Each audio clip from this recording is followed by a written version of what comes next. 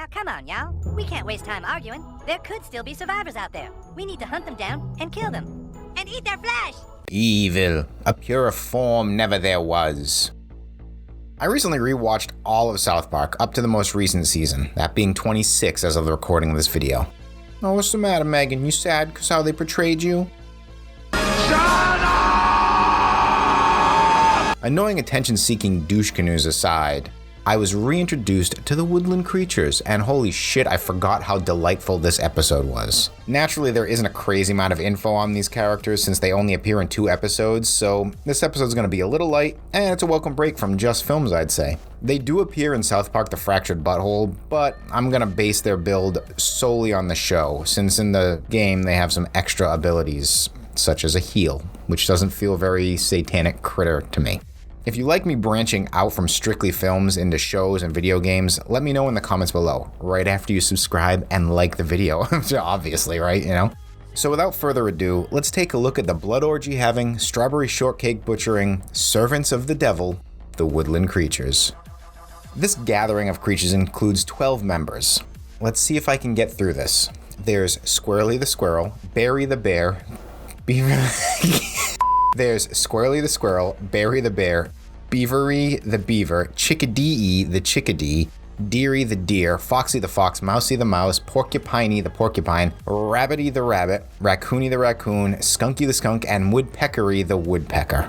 These critters are as evil as they come, being deceptive from the start with Stan tricking him into helping them find a star for their tree and build a manger before finally tricking him into killing a mountain lion that has been keeping the evil at bay. Once their only foe is vanquished, the critters show their true side and begin to openly hail Satan. They have a propensity for ritualistic murder, eating flesh, and openly calling for the worst type of assault there is.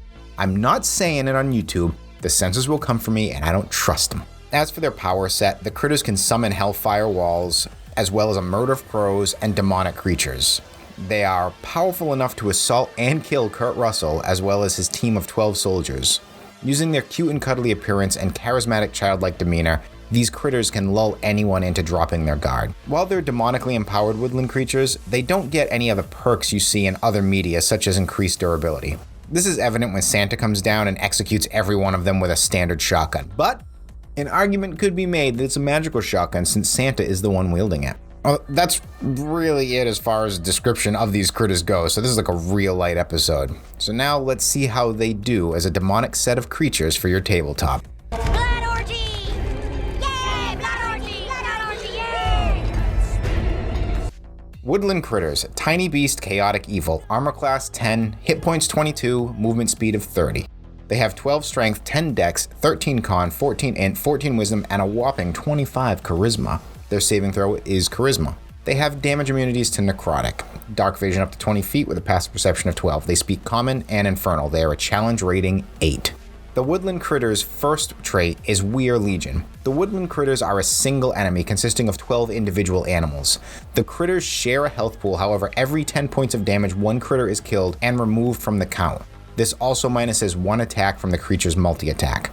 Their second trait is Blood Orgy. The Woodland Critters willingly sacrifice one of their members to partake in a blood orgy. This ritual gives all melee attacks an additional 1d12 damage, but also reduces the creature's hit points by 10, as well as reducing one of their multi-attacks. As for their actions, the Woodland Critters can make a multi-attack of 6 bite attacks, 1 claw attack, 1 musk attack, 1 kick attack, 2 peck attacks, and 1 quill attack, which is broken down below. Their spells are Hellfire Wall.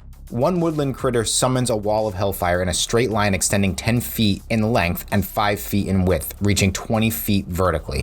This wall can be placed up to 120 feet away in any direction. For each additional woodland critter that contributes to the spell, up to 12 total, the wall's length is increased by 10 feet. Each critter engaged in generating the wall must concentrate and will not be able to attack, subtracting their attack from the multi-attack option. Their next spell is Murder of Crows, which they can cast 12 times in a day, 1 for each creature. The woodland critters can each individually summon a Murder of Crow to assault the target. Choosing one target, the critters summon a flock of crows that exist for 3 turns, dealing 10 piercing damage each turn. The target must make a Constitution saving throw of a DC 15 or be unable to attack. And lastly, they can summon demons! The Woodland Critters combine their demonic power and summon a single demonic creature. This creature has an armor class of 15, a hit point of 75, and can perform 1 bite attack and 2 claw attacks using the same stats from above. Honestly, with challenge rating 8, these characters could be just so much fun. If you had your crew just in the most hardcore epic fantasy thing that there was, fighting dragons and goblins and all kinds of crap, and then suddenly there's this twist after they finish whatever campaign they're on, now that they're getting ready to go on, and it seems like it's this strange little thing and it's these woodland creatures and they turn out to be some weird cult that just performs blood rituals and all kinds of shit. This is one of the funnest builds I've ever done. Honestly, I don't even know how to close this episode. The Critters are just such great characters, perfectly crafted subversions of expectations by Matt and Trey. I'd recommend checking this episode out and the Imagination Land episodes as well. Anyways, that's all for now. Until next time.